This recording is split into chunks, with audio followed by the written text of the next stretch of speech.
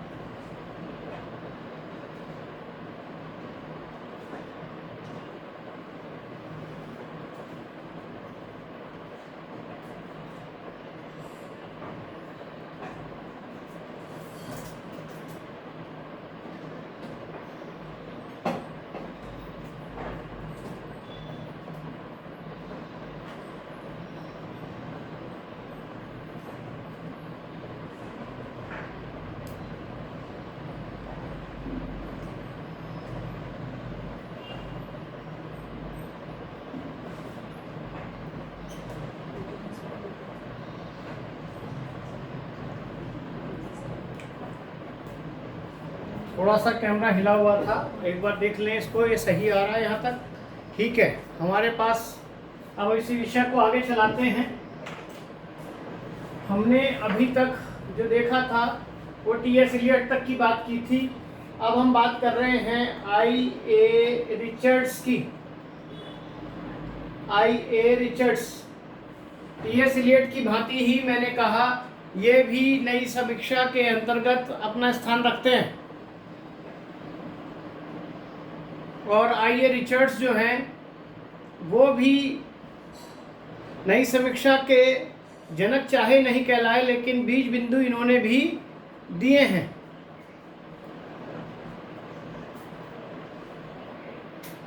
अब आइए बात करते हैं आई.ए. रिचर्ड्स की। तो आई.ए. रिचर्ड्स ने 2 सिद्धांत दिए हैं।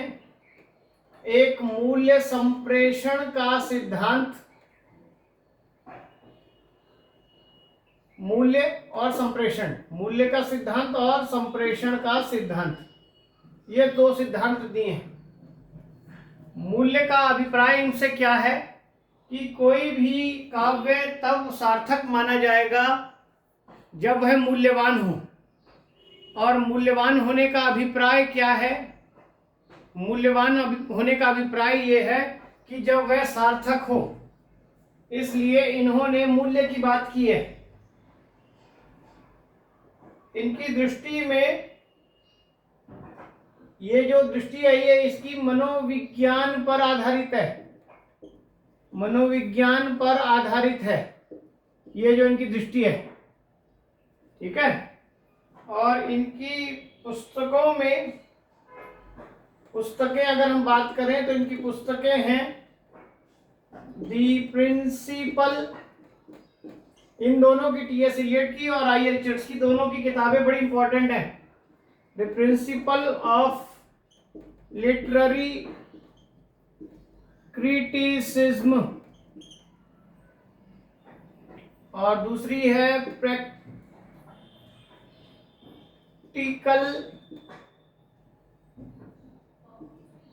क्रिटिसिज्म,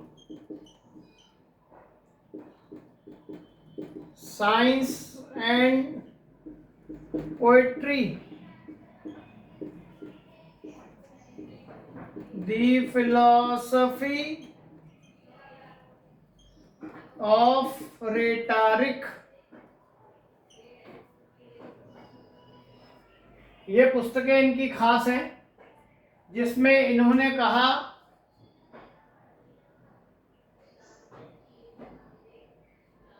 जो सार्थक है वही मूल्यवान है। इसलिए काव्य में जो कुछ भी हो वो सार्थक होना चाहिए, मूल्यवान होना चाहिए। लेकिन ये भी साथ साथ ध्यान रखें कि हर व्यक्ति के लिए हर चीज की वैल्यू, मूल्य कैसे हैं, अलग अलग हैं। एक जैसे नहीं है। इसलिए सबकी दृष्टि में मूल्यबोध का जो कॉन्सेप्ट है वो एक सा नहीं है। कैसा है? अलग अलग है। यह भी हमें ध्यान रखना होगा। सबकी दृष्टि में अलग अलग है। इन्होंने आलोचना के दो भेद किए। पहला, इसमें अनुभूति के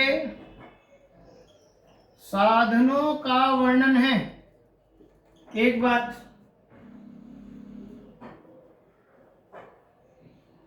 और दूसरा,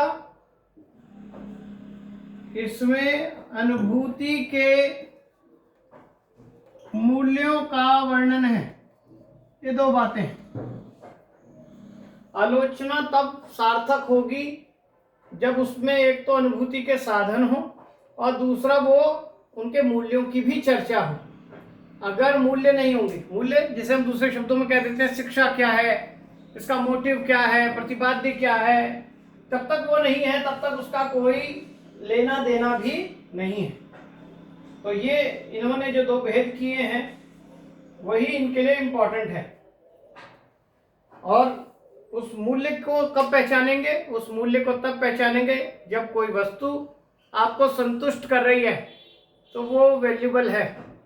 इसलिए जो कुछ काव्य में प्रस्तुत है अगर वो आपके लिए लाभदायक है तब तो आप उसे अपनाएं, नहीं तो उसकी कोई वैल्यू नहीं है। बहुत सी सारी चीजें हैं। बहुत सारे लोगों ने मार्क्स के विचार को अपनाया क्योंकि उनको लगा कि मार्क्स के विचार वैल्यूबल हैं।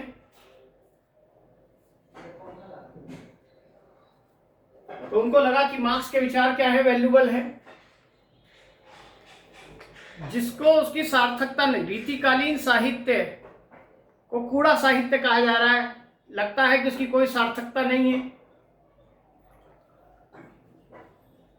भोग का साहित्य है, वासना का साहित्य है, अश्लील साहित्य है, दरबारी साहित्य है। लेकिन वहीं एक और खेमा होगा आलोचकों का, आस्वादकों का, जिनका ये मानना होगा कि रीतिकालीन काव्य ही श्रेष्ठ काव्य है क्योंकि उसके बल पर ही कविता जिंदा है, उसमें ही कला और सौंदर्य के सही रूप आपको दिखाई देते हैं। ठीक है, तो आप निश्चित रूप से ये नहीं कह सकते कि कौन सी चीज मूल्यवान है। मूल्यवान वो चीज है जो आपको संतुष्ट करे, वही मूल्यवान है। जो आपको संतुष्ट नहीं करे वो मूल्यवान नहीं है। ठीक है, अब ये बात कि पहले तो विषय वस्तु मूल्यवान हो, दूसरा उसका संप्रेषण भी प्रभावी होना चाहिए। पता लगा कि कोई चीज अच्छी है, मूल्यवान है, लेकिन आप उसका प्रस्तुतिकरण करने की बात करते हैं, संप्रेषण की बात करते हैं, तो वो उतना प्रभावी नहीं बन रहा है, तो भी वो सार्थक नहीं कहलाएगा। इसलिए उसका भी क्या होना चाहिए? उसका भी प्रस्तुतिकरण सार्थक होना चाहिए, प्रभावी होना चाहिए। जैसे आपने देखा विषय वस्तु तो केशव ने उठाई, बहुत अच्छी, मूल्यवान है, लेकिन उसका संप्रेषण समस्या बन गया उसकी। तो संप्रेषण भी कैसा होना चाहिए? विषय वस्तु के अकॉर्डिंग अच्छा होना चाहिए।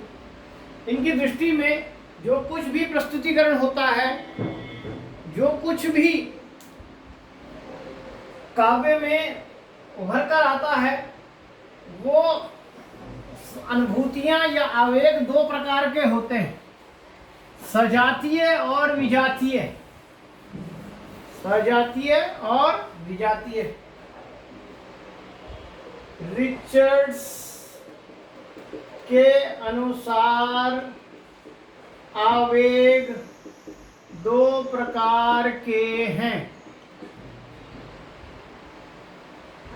पहला सजातीय, दूसरा विजातीय। ये सजातीय विजातीय क्या है? इसी का दूसरा नाम है अपवर्गी और इसका है अंतर्वेशी। ये भी पेपर में अगर नाम बदल कर आ जाए। सजातीय होगा जहां एक ही भाव का वर्णन हो, और जहां एक से ज्यादा भाव का वर्णन हो। तो दो प्रकार के आवेगों की चर्चा की है, एक ही भाव और एक से ज्यादा भाव की बात कर रहे हैं। ये एक से ज्यादा भाव क्या है? जिससे द्वंद्व पैदा होता है। एक काव्य में एक ही विषय वस्तु हो, एक ही भाव हो, वो सजाती है। लेकिन एक में ही एक के साथ दूसरा भाव भी हो, श्रृंगार के साथ वीर भी हो। जैसे मैंने कहा, एक ही स्थान पर जो कथन कहा गया उसका विरोधी कथन भी उसी काव्य में मिल सकता है। दो भाव एक साथ आ जाएंगे, वो विजातीय स्थिति होगी, दोनों ही मूल्यवान होंगे। तो काव्य के दो रूप इन्होंने चर्चित किए, एक सजातीय के रूप में और एक विजातीय के रूप में। इनके अनुसार जो है अर्थ के चार प्रकार हैं, चार प्रकार से अर्थ हम लेते हैं।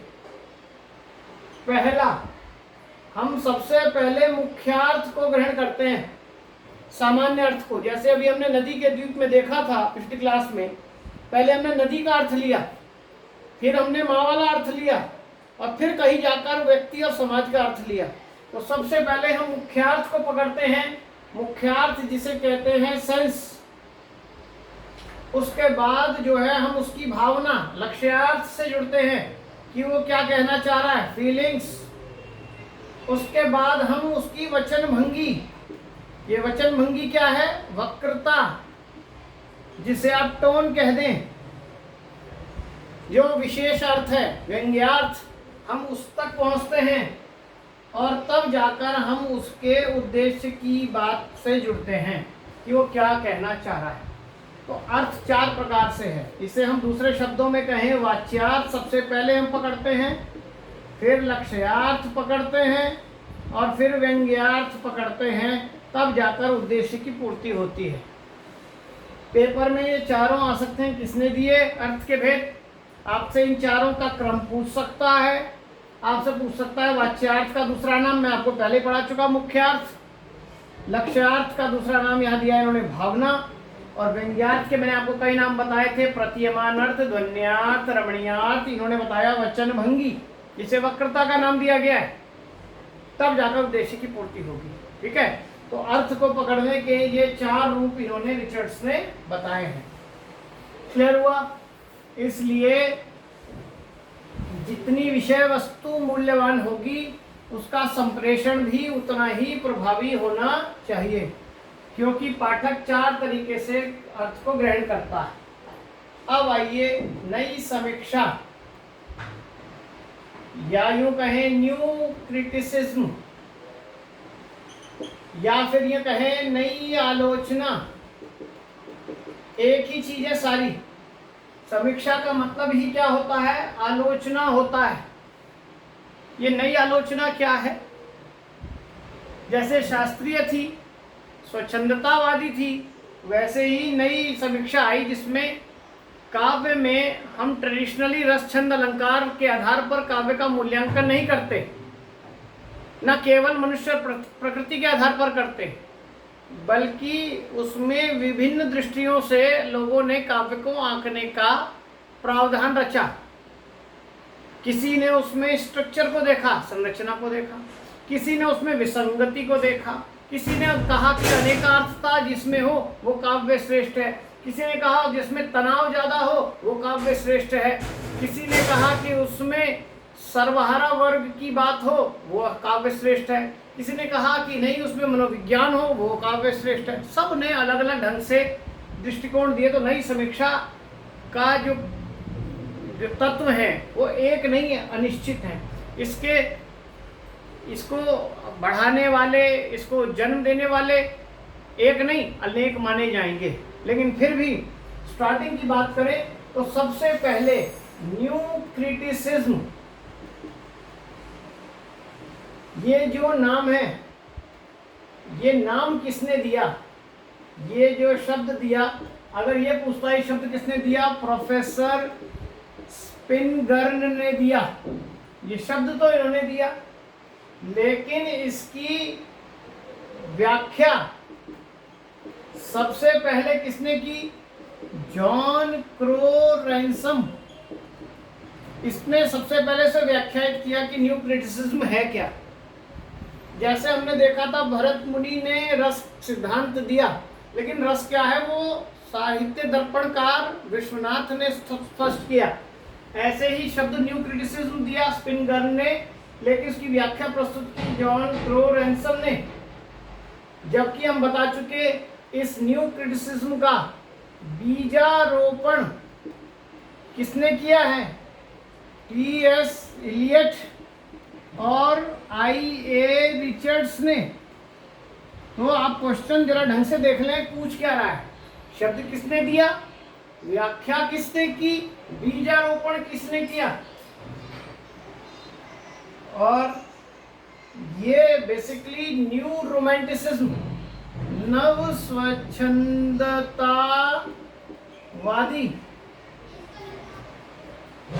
के विरुद्ध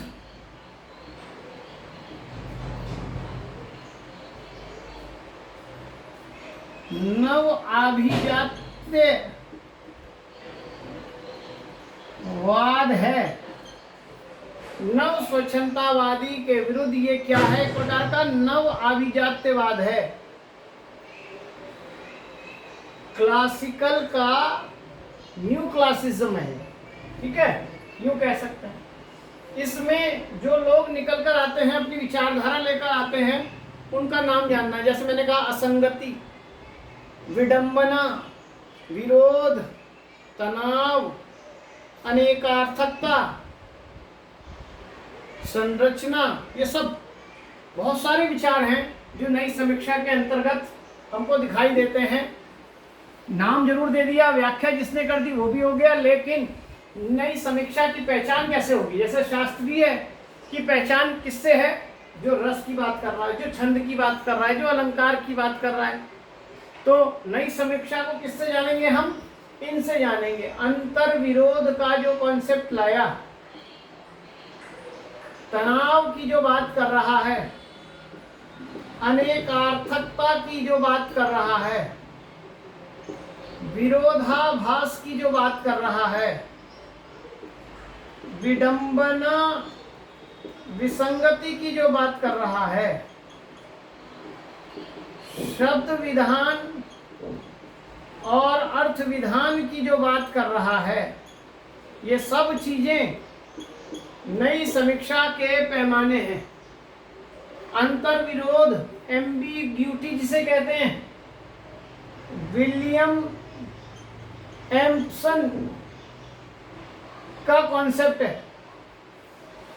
नई समीक्षा का एक तत्व अनेकार्थकता किसने दिया?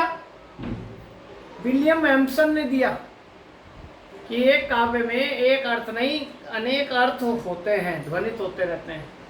कवि ने जो अर्थ दिया वो भी एक अर्थ होगा, पाठक ने जो अर्थ निकाला वो भी होगा, आलोचक ने जो निकाला वो अलग होगा। कई कई अर्थ ध्वनित होते रहते हैं।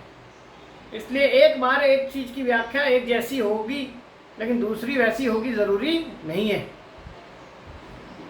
ये सब नई समीक्षा के अंदर आने वाली, जैसे हम कहते हैं नई कविता की विशेषता बताइए तो हम नोट करते हैं बौद्धिकता, ये सब उसके पॉइंट्स हैं नई समीक्षा के।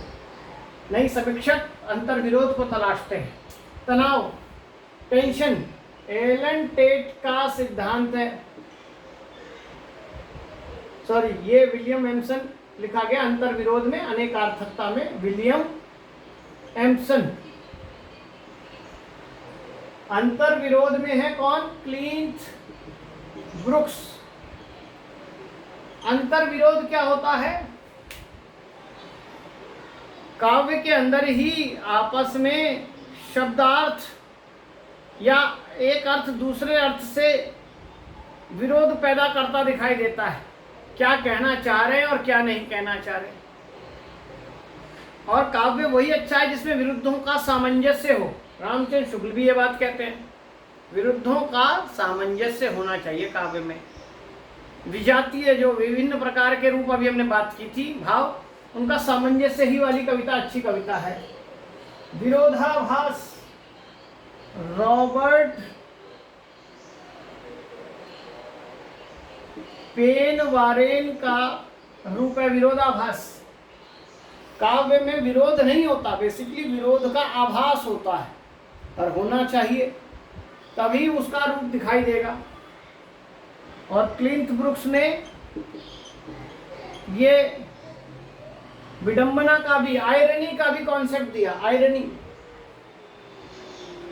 जैसा हम सोचते हैं वैसा हो, ऐसा जरूरी नहीं है। और शब्द विधान और अर्थ विधान का दिया किसने? रैनसम ने। शब्द विधान यानी टेक्सचर, अर्थ विधान मतलब स्ट्रक्चर। यानी नई समीक्षा जो है काव्य में टेक्सचर पर भी ध्यान देती है और स्ट्रक्चर पर भी ध्यान देती है, दोनों चीजों पर ध्यान देती है। तो सबने अलग अलग दृष्टियां बताई आलोचना की, इसीलिए आलोचना एक प्रकार की नहीं है, कई प्रकार की आलोचना है। आलोचक भी कई प्रकार के हैं। कोई मार्क्स के चश्मे से देखता है, मार्क्सवादी आलोचक है। कोई सौंदर्य के चश्मे से देखता है, सौष्ठववादी आलोचक है। कोई तुलना करता है, तुलनात्मक आलोचक है। अलग अलग प्रकार के। तो नई समीक्षा में ये बिंदु हमारे सामने उभर कर आते हैं। और ये जो नई आलोचना है ये अमेरिका और यूरोप का आंदोलन है। बेसिकली अमेरिका और यूरोप का आंदोलन है ये।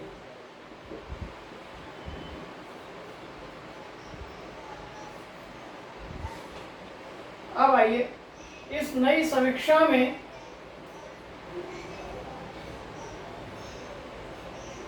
नई आलोचना में कुछ पत्रिकाएं मैंने कहा काम कर रही थी, जिसमें हमने बात की थी दी क्राइटेरियन, स्क्रूटनी और द फ्यूजिटिव। ये 3 पत्रिकाएं हैं जो नई समीक्षा के लिए पाश्चात्य में अपनी पहचान रखती हैं। जैसे हमारे यहाँ नई समीक्षा या नई आलोचना की पत्रिकाओं में नाम है वाक, सुधीश पचौरी की पत्रिका, या जो नामवर सिंह जिससे जुड़े रहे थे आलोचना, राजेंद्र यादव जिससे जुड़े रहे हंस। ये सब वे पत्रिकाएं हैं साहित्यिक जिनमें नई समीक्षा की दृष्टि से, उनके बिंदुओं की दृष्टि से ही किसी भी रचना की, किसी के लेख की का मूल्यांकन किया गया। ठीक है, तो ये पत्रिकाएं तीनों थी जो नई समीक्षा का बात कर रही है, जिसमें क्राइटेरियन पत्रिका को संभालने वाले हैं टी.एस. इलियट, और इसको हैं F.R. लेविस, और फ्यूजिटिव के हैं जॉन क्रो रैनसम। ये 3 नाम हैं, तीनों बड़े जरूरी हैं जो आपको याद रखने हैं। क्राइटेरियन से T.S. इलियट जुड़े हैं, स्क्रूटनी से F.R. लेविस जुड़े हैं, और फ्यूजिटिव से जॉन क्रो रैनसम। शॉर्ट में आप कर सकते हैं इलियट, लेविस और रैनसम। तीनों पत्रिकाएं पूछ सकता है कौन सी नई समीक्षा की पत्रिका है। किसी और पत्रिका का नाम डाल दें तो आप बता देंगे कि ये नहीं है। अब बात करते हैं इन तीनों पत्रिकाओं से आगे चले। नई समीक्षा में विभिन्न वादों को जन्म दिया इस नई समीक्षा में, जिसमें से पहला एक बड़ा वाद नजर आता है, उसका नाम है उत्तर आधुनिकतावाद, पोस्ट मॉडर्निज्म, उत्तर आधुनिकतावाद। आज जो चल रहा है उसे उत्तर आधुनिकतावाद कह रहे हैं। अब समस्या यहाँ है, कुछ लोगों ने इसको कॉन्सेप्ट को ही नहीं स्वीकारा कि परंपरा होती है और आधुनिकता होती है। आधुनिकता का मतलब नयापन, तो उत्तर आधुनिकता का मतलब नएपन से और आगे। तो नयापन जो था, आधुनिकता थी, वो क्या परंपरा हो गई? ये एक प्रश्न यहाँ उठाया गया कि आधुनिकता होती है, उत्तर आधुनिकता नाम की कोई चीज नहीं। कई लोगों ने इसका विरोध किया, लेकिन ये उत्तर आधुनिकता क्या है और आधुनिकता में डिफरेंस क्या है? आधुनिकता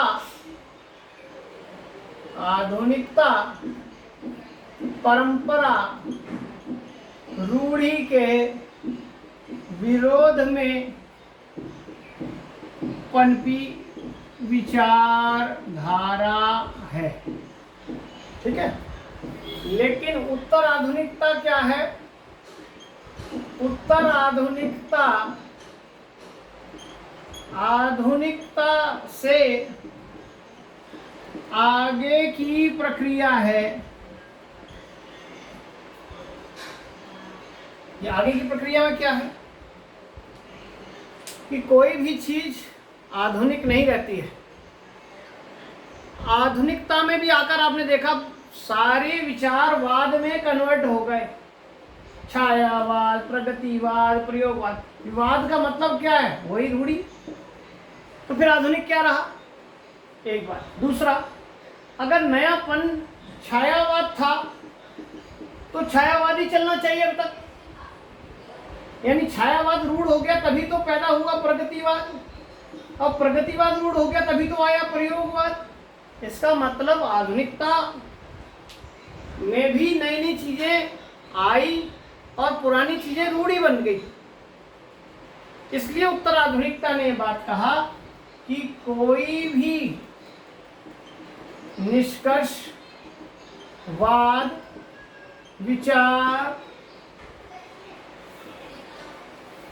आलोचना, दृष्टि अंतिम नहीं है।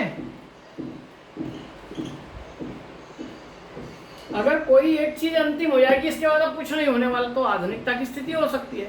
लेकिन उसके बाद एक नई चीज आ जाती है, उसके बाद फिर एक नई चीज आ जाती है, तो क्या होता है? उत्तर आधुनिकता की ओर आगे बढ़ रहे हैं। क्योंकि आधुनिकता में एक समय के बाद चीजें जड़ होने लगती हैं। उत्तर आधुनिकता का ये कॉन्सेप्ट है कि कोई भी चीज अंतिम नहीं है, संभावनाएं बाकी हैं। इनका मानना है संभावनाएं रहती हैं। मैं कहूं कि तुम्हें मैं आज मॉडर्न तरीके से पढ़ा रहा हूं, आधुनिक तरीके से पढ़ा रहा हूं, और इससे अच्छे तरीके से और नहीं पढ़ाया जा सकता, यही संभावना भी बाकी है। पहली क्लास हमारी कैसी थी, दूसरी कैसी थी, तीसरी कैसी थी, तो आप कंपेयर करते जाएंगे तो धीरे धीरे धीरे उसमें इम्प्रूवमेंट नजर आया। और हो सकता है कि आगे की क्लास ऐसी हो कि और भी बहुत अच्छी हो। कोई भी निश्चय, निष्कर्ष, वाद, विचार कोई भी अंतिम नहीं है। एक समय तक मार्क्सवाद अच्छा होगा, लेकिन एक समय के बाद मार्क्सवाद अच्छा नहीं है।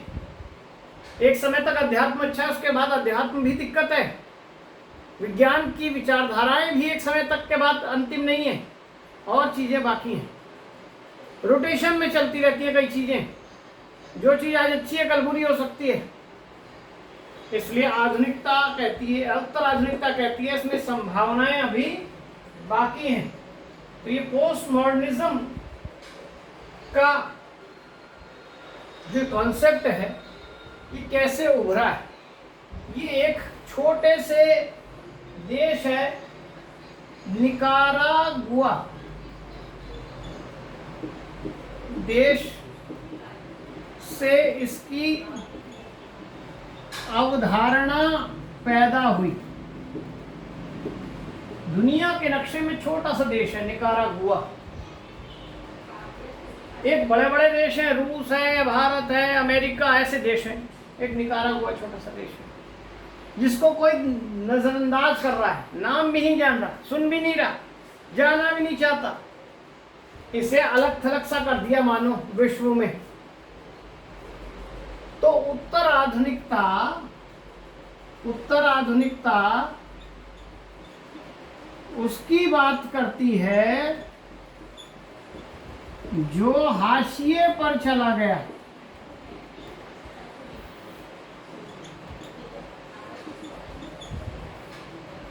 हाशिए से मुख्य धारा में लाने की सोच है। ये बहुत सी चीजें ऐसी हैं जो हाशिए पर पटक दी गई। ये हाशिया क्या होता है?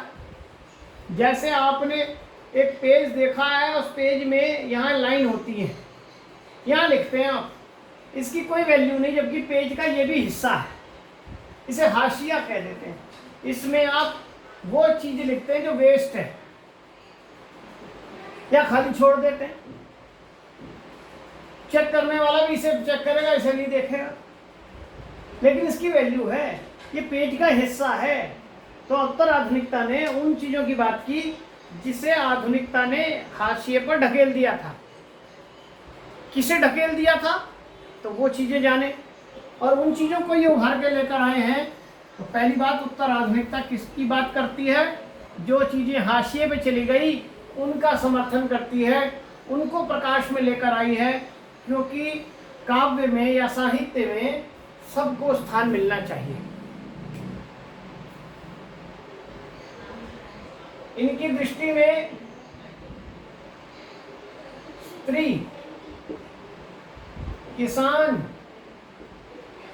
आदिवासी, किन्नर आदि, ये जितने भी हैं, दलित, ये सभी के सभी, इन्हें आप देख रहे थे साहित्य में स्थान नहीं दिया जा रहा था। अभिजात्य वर्ग के लिए लिखा जा रहा है, पुरुष वर्ग के लिए लिखा जा रहा है, महाजन वर्ग के लिए लिखा जा रहा है, सभ्य वर्ग के लिए लिखा जा रहा है, शिक्षित वर्ग के लिए लिखा जा रहा है, इनके लिए नहीं लिखा जा रहा है। इन्हें हाशिए पर पटक दिया। ये तो साहित्य का क्या हिस्सा होंगे, इनका हीरो थोड़ी बनेगा। इसलिए ये सभी को उभारा किसने? उत्तर आधुनिकता ने उभारा। और आज ये सारे किस रूप में उभरे हैं? विमर्श के रूप में उभरे हैं। तो या यूं कहें, विमर्शों को उत्तर आधुनिकता ने जन्म दिया। उत्तर आधुनिकता ने जन्म दिया है। ये जितने विमर्श आज चल रहे हैं, आदिवासी विमर्श, दलित विमर्श, स्त्री विमर्श, किन्नर विमर्श, ये सब इसी आधुनिकता की देन है। आज राइटर उस हिस्से को छूट के लाता है जो सड़ा हुआ है, गला हुआ है, बदबू मार रहा है, समाज के उस हिस्से की चर्चा करना चाहता है जिसको लोग देख नहीं रहे। वैश्या, इसको कोई देख नहीं रहा, जो देह व्यापार करके अपना पेट पाल रही है, लोग उसको घृणित निगाहों से देख रहे हैं। ऐसी वैश्या का समाज के साहित्य के लिए क्या योगदान? लेकिन वो भी समाज का एक हिस्सा है, उसकी भी चर्चा होनी चाहिए। तो इसलिए उत्तर आधुनिकता ने इन हाशिए पे गए विषयों को, लोगों को, विचारों को उभारा। नए विमर्शों का जन्म हुआ। अभी न जाने कितनों का जन्म होना है जिनको आप जानते भी नहीं है, हमारे समाज का एक हिस्सा है। देखिए, लेस्बियनशिप, होमोसेक्सुअलिटी,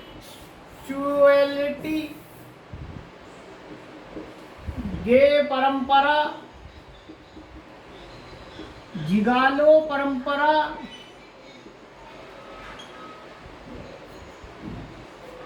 अप्राकृतिक यौन संबंध, लिव इन रिलेशन, ये सब समाज में आज नहीं है, बहुत पहले से है। लेकिन इन्हें समाज में किसी कहानी, किसी उपन्यास में चर्चित नहीं किया गया, क्योंकि ये समाज में अश्लीलता लाएंगे, अनैतिकता आ जाएगी, आदर्श खत्म हो जाएगा। आदर्श को ओढ़ने के लिए, समाज को सब कुछ सुंदर सुंदर दिखाने के लिए समाज की सीवन गंध को, काई को छुपाने की कोशिश की गई।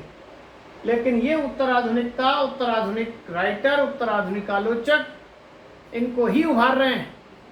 इसलिए आज इन सब की चर्चा मिलती है, इनसे जुड़ा हुआ साहित्य मिल रहा है, इनसे जुड़ी फिल्में मिल रही हैं, इनसे जुड़ा हुआ आलोचना मिल रही है।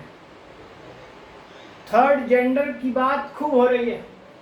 उपन्यास लिखा जा रहा है तीसरी ताली, उपन्यास लिखा जा रहा है नाला सोपारा,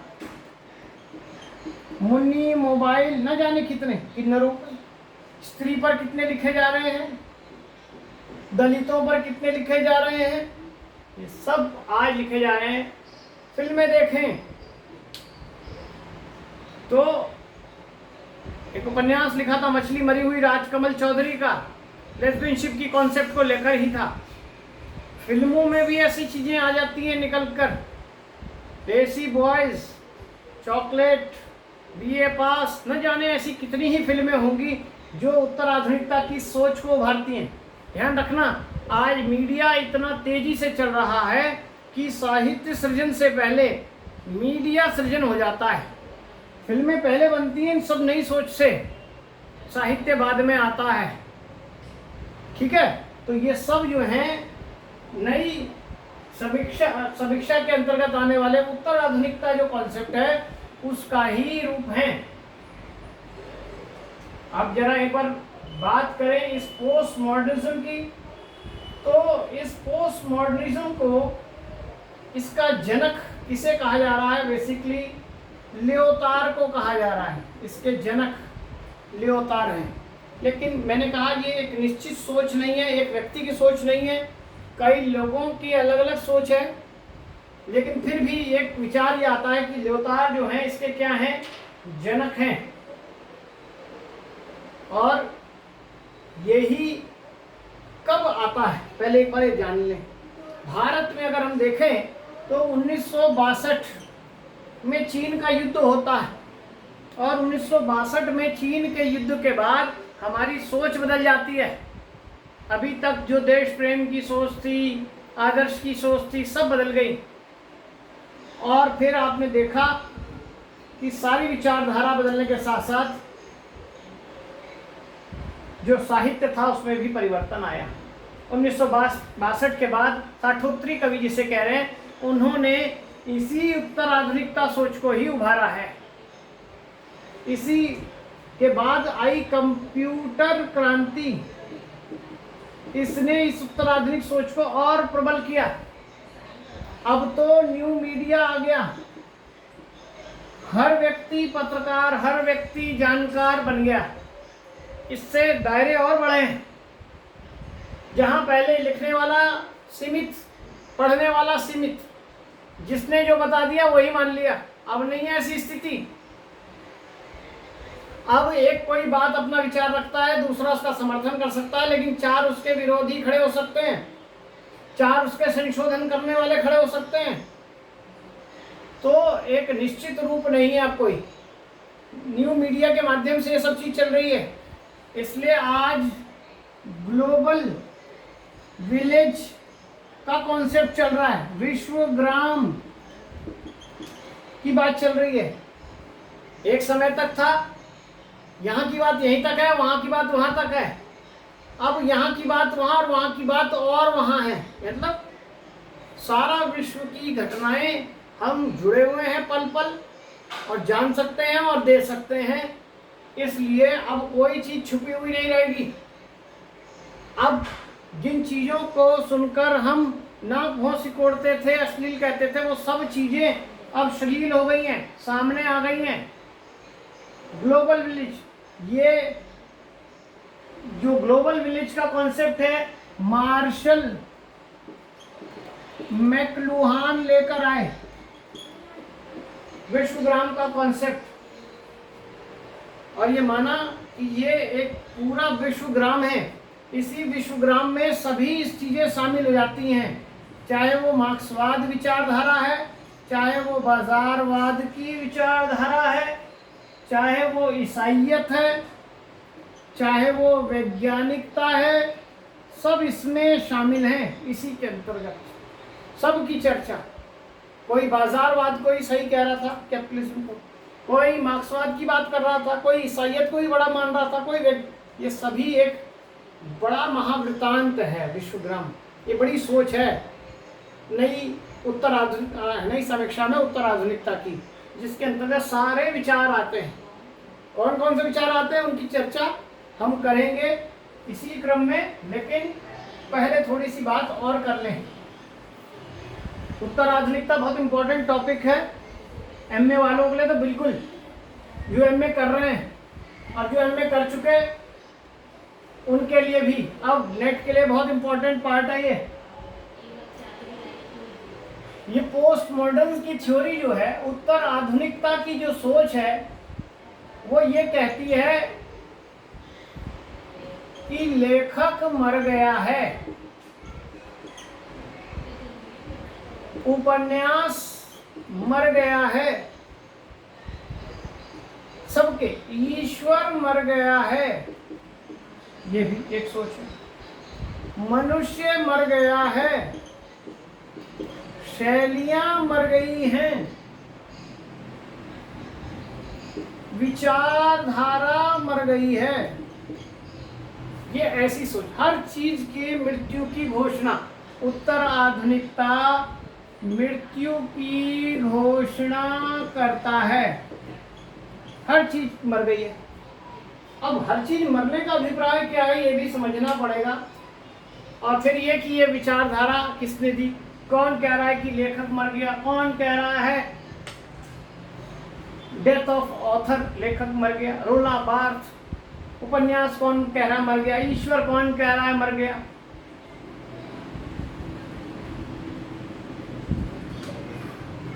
और क्यों कह रहा है, ये दोनों तीनों चीजें बात याद रखनी है। लेखक मर गया है, डेथ ऑफ ऑथर की बात करें तो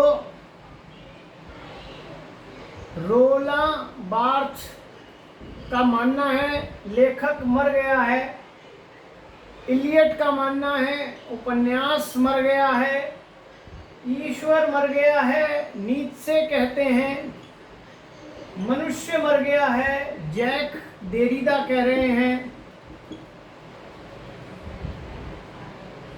शैलियां मर गई हैं, एडमंड विल्सन का कहना है विचारधारा मर गई है, डैनियल वेल कह रहे हैं। अब एक बार जान ले इनके मरने का अभिप्राय क्या है। लेखक मरने का अभिप्राय है कि लेखक का काम था अपने अनुभूतियों को ईमानदारी से प्रकट करना, किसी के दबाव में, प्रभाव में या किसी प्रकार के अभाव में साहित्य सृजन न करे, बल्कि वो लिखे जो उसका दिख रहा है, जो उसका मन कह रहा है। प्रेमचंद जिसे कह रहे निश्चल अभिव्यक्ति होनी चाहिए, रीतिकाल के कवियों की तरह नहीं कि राजा ने कहा ऐसा लिख, ऐसा ही लिख, तो कवि मजबूरी में भक्ति करना चाह रहा, लिख रहा है श्रृंगार की, अश्लीलता की बातें। अगर कोई ऐसा कर रहा है तो यानी समझ लीजिए लेखक मर गया है। बिकने का मतलब है मर जाना, अपनी सोच के अलावा दूसरे की सोच से लिखना मरना है। ठीक है, लेखक के मरने का मतलब क्या है, बिक जाना, लेखक का कलम का बिक जाना। उपन्यास का मरने का मतलब क्या है, उपन्यास को एक ऐसी विधा मानी जा रही थी जो समाज की, जीवन की, जगत का विराट चित्रण प्रस्तुत करने वाली विधा थी, लेकिन अब उपन्यास में ऐसा नहीं होता, इसलिए उपन्यास भी मर गया है। यहाँ उपन्यास के माध्यम से हम सारी चीज जान सकते थे, अब ऐसा नहीं है। ईश्वर मर गया, ये ईश्वर मर गया क्या है, ईश्वर मरने का मतलब है आस्था का मर जाना।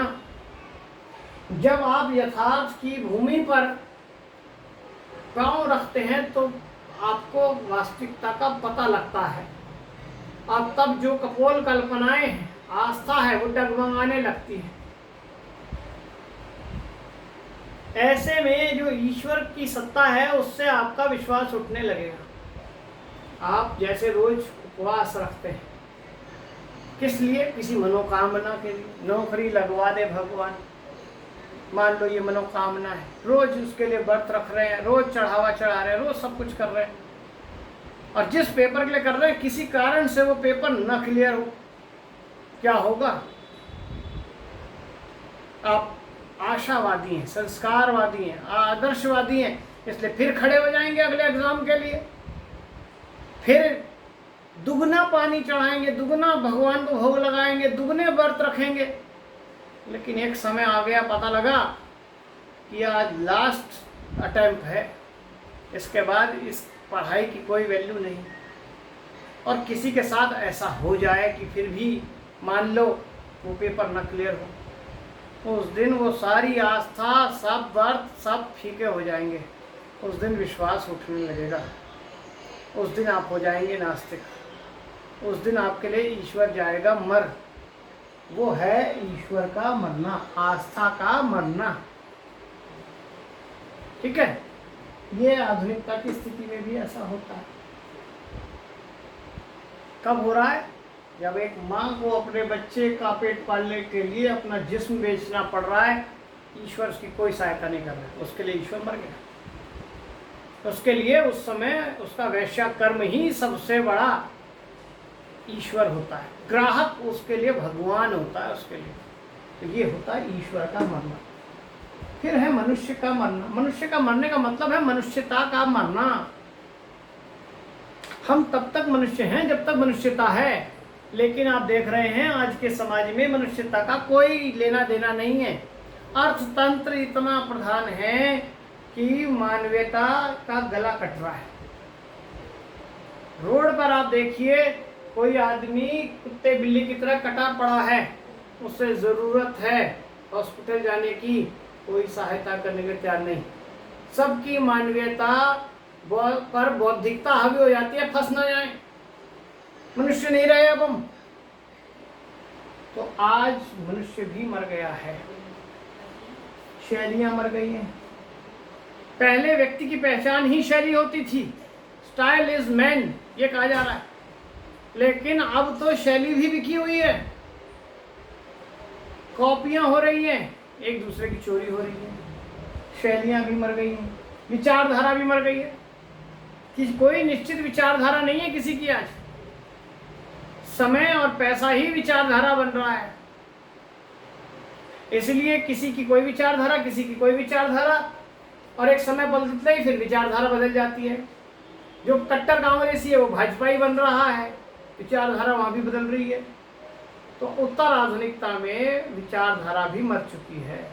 ठीक है, ये आपने इसमें देखा कि उत्तर आधुनिकता की जो ये सोच है, इसमें किसकी बात है? इसमें बात है मृत्यु की घोषणा की। हर चीज की मृत्यु की बात यहाँ पर कर दी गई है। ये बता दिया कि आज जो है कोई भी चीज निश्चित नहीं है, न विचारधारा, न शैली, न कुछ, सब कुछ बदल रहा है।